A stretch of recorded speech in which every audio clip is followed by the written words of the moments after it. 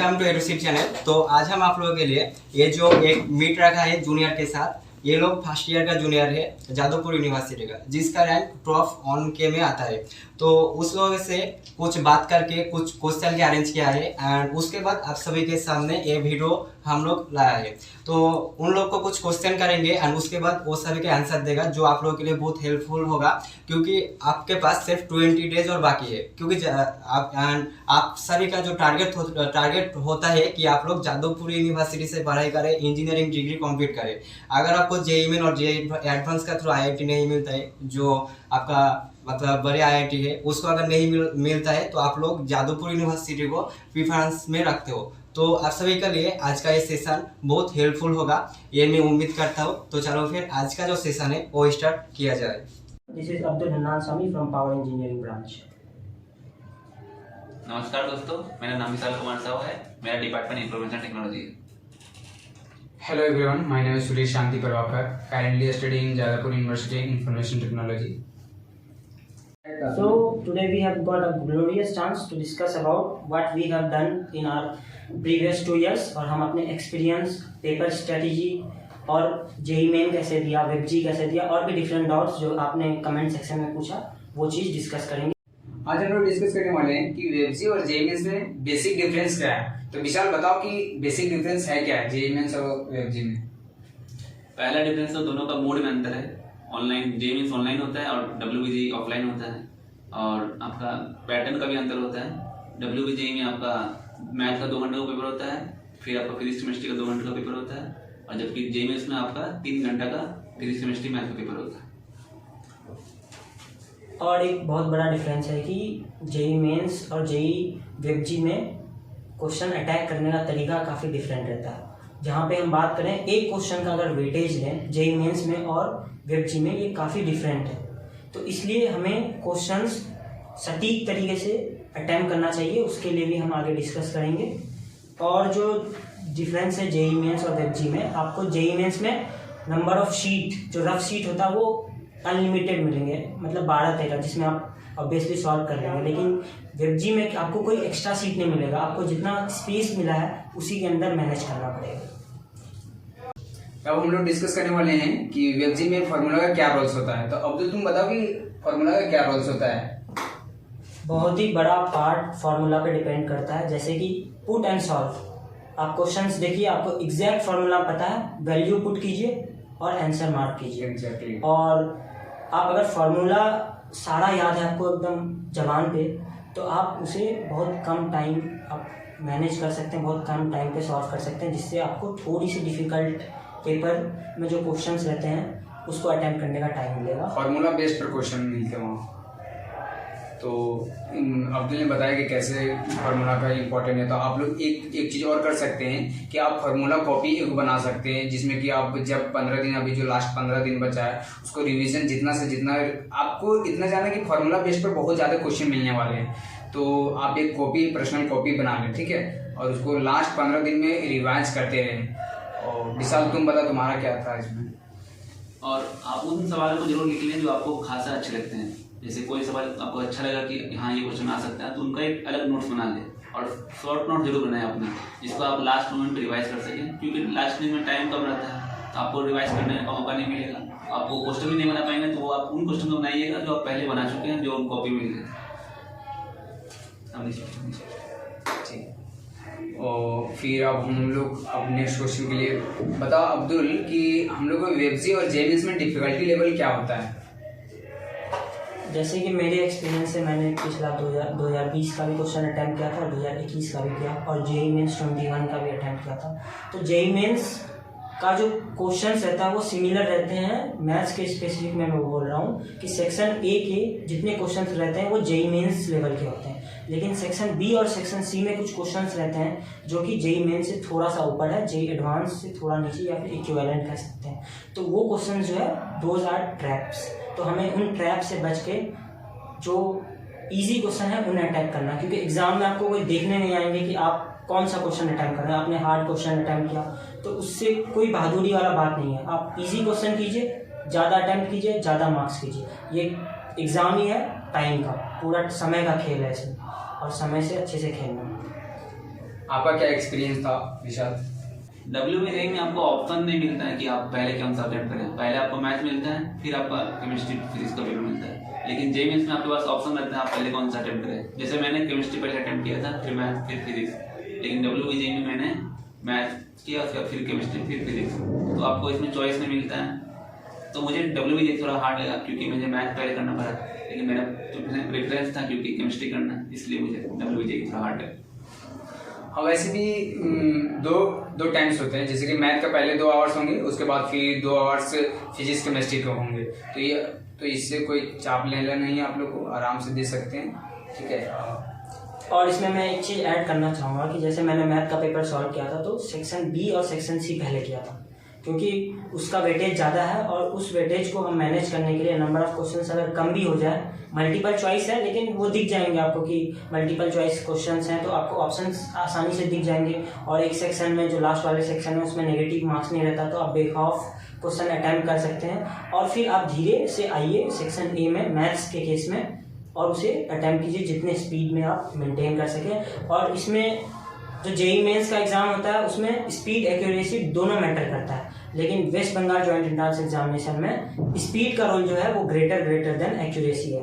तो हमें काफ़ी स्पीड मेंटेन करते रहना होगा। आप 1-2 पेपर लगा लीजिए। ऑब्वियसली हम ज़्यादा प्रिपेयर करते हैं JEE और JEE एडवांस के लिए, लेकिन ये भी काफ़ी अच्छा एग्ज़ाम है। आप इसमें 1-2 पेपर लगा लीजिए और टाइम लेके लगाइए, तो इस हिसाब से आपको आइडिया मिल जाएगा।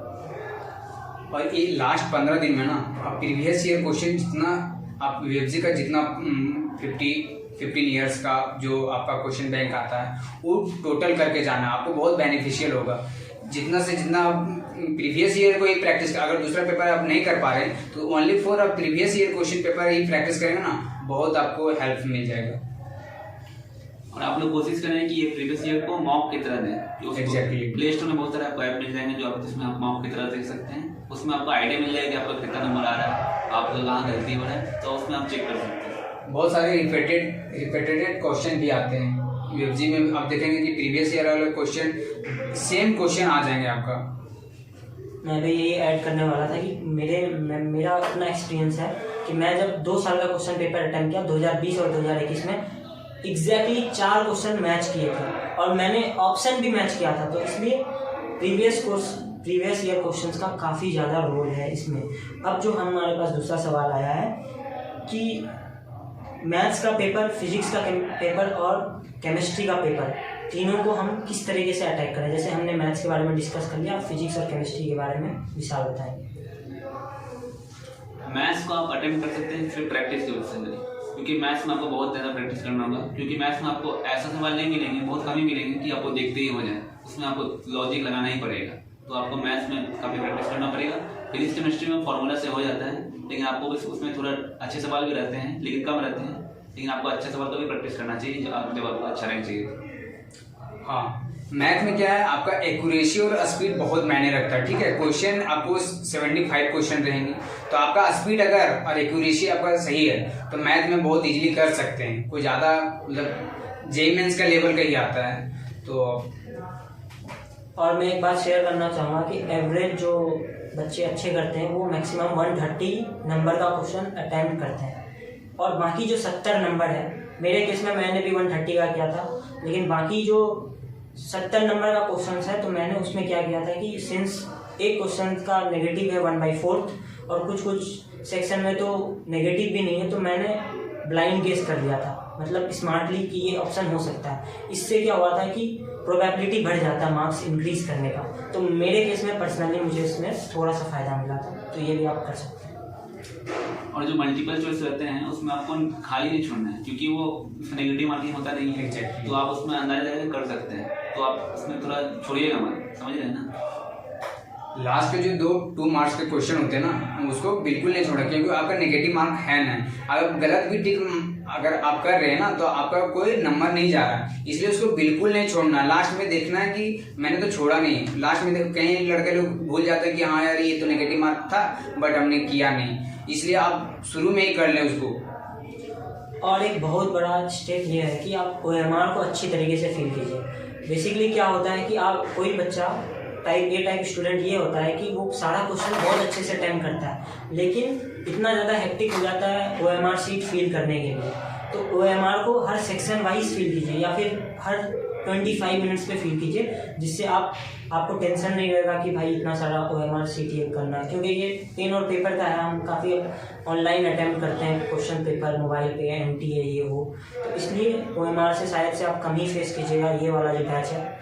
तो साथ में ही करने साथ OMR फील करते ज़्यादा रहिए। बेटर रहेगा। OMR भी एक बहुत बड़ा रोल प्ले करता है OMR फिलिंग, एग्जैक्टली। तो आपको उससे स्मार्टली फील करना है।